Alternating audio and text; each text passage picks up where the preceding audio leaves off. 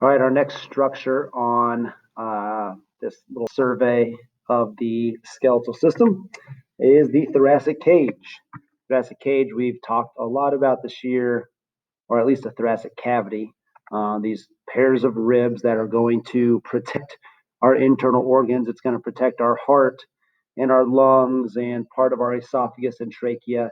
Above the diaphragm below, it actually helps to protect our liver is going to sit in here, part of our stomach, and some of these upper organs of the abdominopelvic cavity.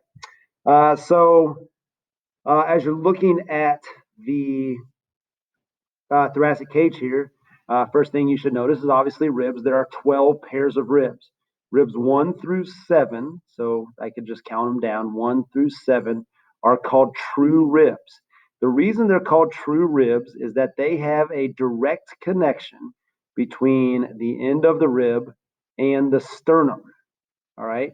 And that direct connection is made by this stuff called costal cartilage. So, right on the edge of your sternum, you have a little bit softer portion of this thoracic cage made of cartilage. That cartilage is called costal cartilage. That gives our ribs a little bit of flexibility as you're breathing and expanding your thoracic cage. So anyway, true ribs, ribs 1 through 7. Notice that, for example, I'll look at this one right here. This rib goes straight to the costal cartilage, and then that cartilage goes straight to the sternum, which is this dagger-shaped bone in the center of our chest. Okay, ribs 8 through 12 are called false ribs. The reason they're called false ribs is that they do not have a direct connection. So the cartilage of ribs 8 through 10 are going to connect to the cartilage of rib 7. So watch as I do this. This little pointer follows along, and then this cartilage connects to rib number 7 cartilage, and then that takes it to the sternum. Same with 9 and same with 10. They all connect to the cartilage of rib number 7. Then we have these two little guys down at the very bottom. These are called floating ribs, ribs 11 and 12. And I'm trying to not have this thing pop up in front of you. Ribs 11 and 12 are called floating ribs because they have no connection to the sternum. It seems like they're kind of floating in the back there. So they provide a little bit of protection to our kidneys in the back part of our abdominal cavity. This costal cartilage, like I said, that's what connects the ribs to the sternum. It is made of hyaline cartilage. And remember, we've talked about hyaline cartilage a few times. Remember, our bones in endochondral ossification start as hyaline cartilage. And also we see that in our nose. The sternum, people like to say that it's dagger shaped. There's a few parts of the sternum that you need to know. This upper flared portion up here is called the manubrium. Now, this bone actually starts off as separate bones when you're born, but then it all fuses together as you get a little bit older. So manubrium up here, this upper flared portion, the body of the of the sternum here, and then this little part down at the bottom called the xiphoid process. You can actually feel this on yourself if you just run your fingers down your sternum and find this little pointy thing pointing down at the bottom of the sternum. That is the xiphoid process. You see these things up here. I'm not going to really ask you about like clavicular notch and jugular notch, but this clavicular notch is going to be important because it's going to form a joint for us here in a little bit.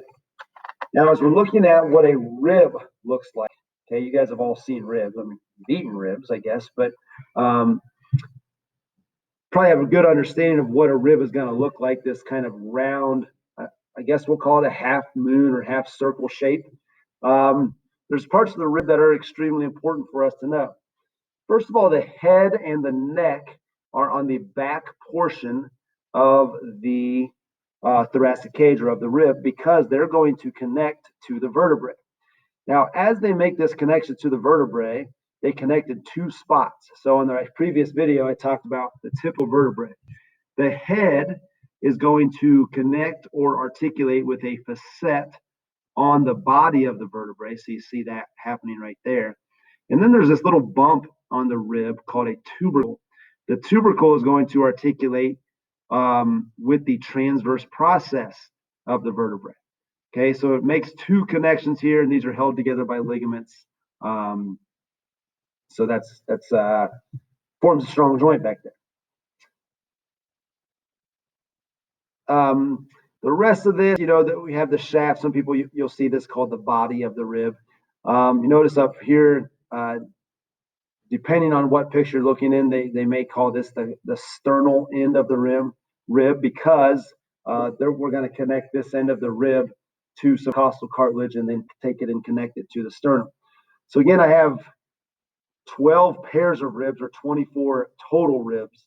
Some are smaller than others. So if I was way up top in the neck, excuse me. If I'm way up top in the neck, this is going to be a very small semicircle, might just, make a quick dip. Whereas if I'm down at the bottom, say rib 7 or 8, this rib is going to be very large.